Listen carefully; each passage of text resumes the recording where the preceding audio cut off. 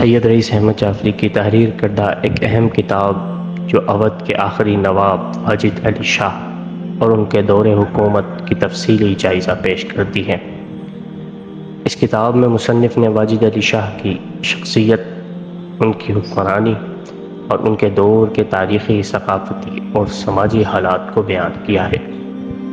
واجد علی شاہ 1822 میں پیدا ہوئے اور 1847 میں اودھ کے نواب بنے۔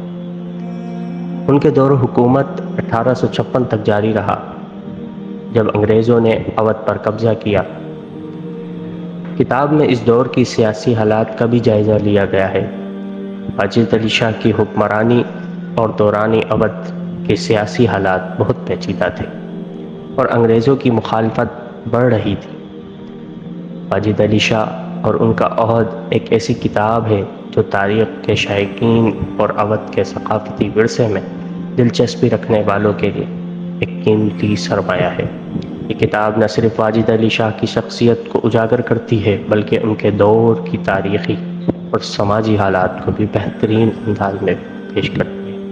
مزید اس کتاب کی معلومات کو جاننے کے لیے آپ اس کا مطالعہ کریں اور ہمارے دیے گئے واٹس ایپ نمبر پر رابطہ کریں۔